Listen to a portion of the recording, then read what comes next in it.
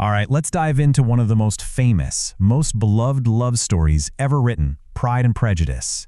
It's the ultimate story of how two people, the brilliant Elizabeth Bennet and the infamous Mr. Darcy, get absolutely everything wrong about each other before they can finally get it right.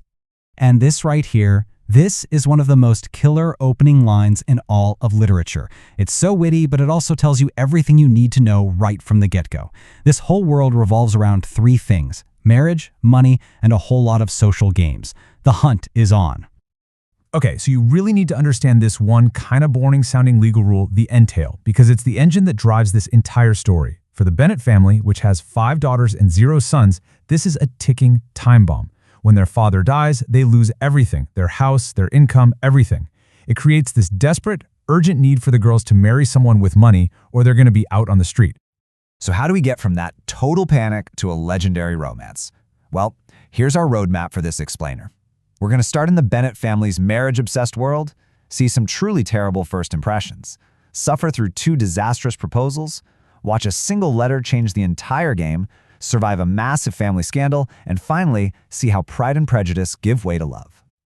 So let's start with a marriage-minded world. At the center of it all is the Bennet family. You've got 5 single daughters, a mother whose main goal in life is to marry them off, and a sarcastic dad who'd rather just hide in his library, and hanging over all of them is the constant threat of that entail we just talked about. The pressure's on. And that brings us to first impressions and lasting prejudice. Right when things are feeling tense, bam, 2 rich, eligible bachelors move into the neighborhood. You have the super-friendly Mr. Bingley and his even richer but way more arrogant friend, Mr. Darcy. Their arrival sends shockwaves through the town and sets the stage for basically all the drama to come. And you see the difference between these two immediately. At the local ball, Mr. Bingley is a total sweetheart. He's charming, friendly, and instantly clicks with the oldest Bennet sister, Jane. Mr. Darcy, on the other hand, oh boy. He's proud, refuses to dance with anyone, and famously insults Elizabeth by saying she's not handsome enough to tempt him. Yikes. That one comment is the spark that lights the whole prejudice fire for Elizabeth.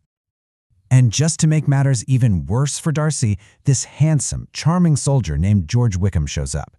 He pulls Elizabeth aside and spins this heartbreaking tale about how Mr. Darcy cruelly cheated him out of his inheritance and ruined his life. And Elizabeth? She eats it up. So now, in her eyes, Darcy isn't just a snob, he's a legitimate villain. So all of this tension has been building, and now it's about to explode. This brings us to a section we can only call 2 disastrous proposals. Get ready to cringe because these are just, well, they're a mess. First up, we have Mr. Collins. He's the cousin who's going to inherit their house, and he shows up with this brilliant idea to solve the problem by marrying one of the Bennet girls.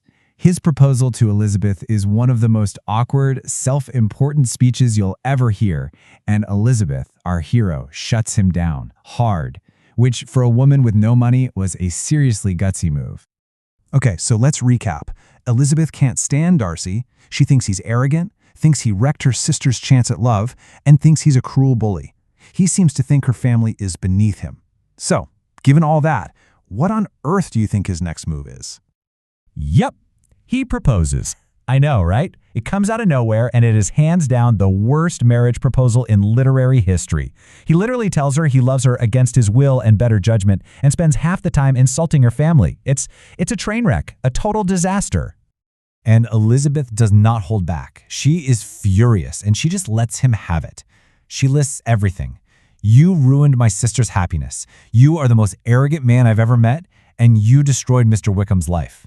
It is a fiery, passionate, and absolute rejection. Now, after that showdown, you'd think Darcy would just ride off into the sunset, humiliated. But nope, the next day, he finds Elizabeth and hands her a letter. And this one letter, it's the moment where everything changes. It's about to shatter her entire view of the world.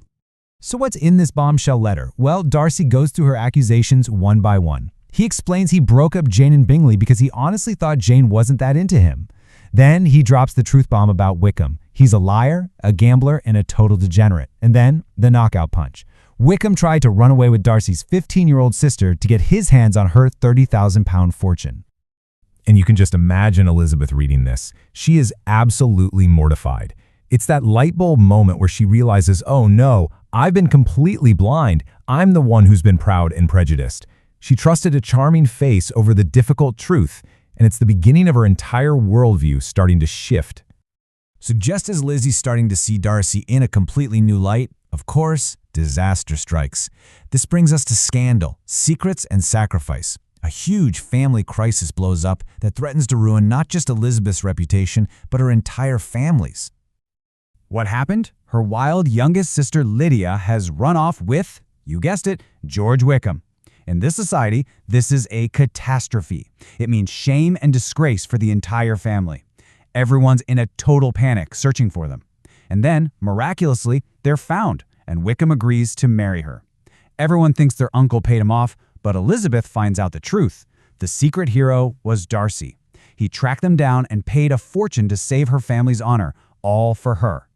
And that incredible act of sacrifice sets up our final chapter, From Pride to Proposal. Darcy has proven his character, and Elizabeth's heart has completely changed.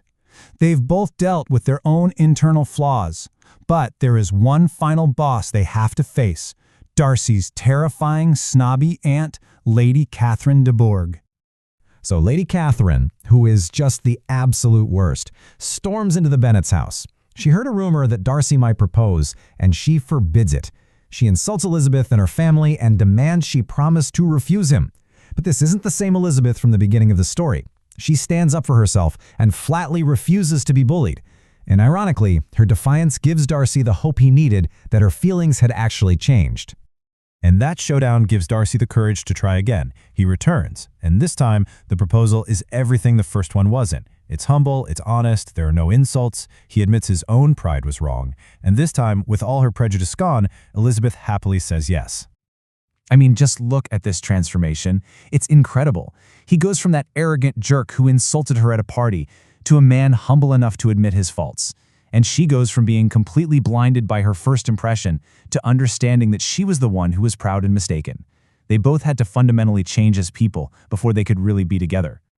And in the end, we get the happy ending we were all rooting for. Elizabeth and Darcy get married, Jane and Bingley get married, and with 2 daughters married to very wealthy, good men, the Bennet family's future is finally secure. You can almost hear Mrs. Bennet's sigh of relief from here. So why are we still so obsessed with this story over 200 years later? Because its message is timeless. It tells us that real love isn't about class or money or even getting things right the first time. It's about being willing to grow, to admit when you're wrong, and to see the person you can become for someone else. Which leaves me with one final thought for you to chew on. The whole book is built on the idea that yes, you can overcome a terrible first impression. But what do you think? In our own lives, in the real world, is that truly possible? Can we ever really completely move past that first judgment?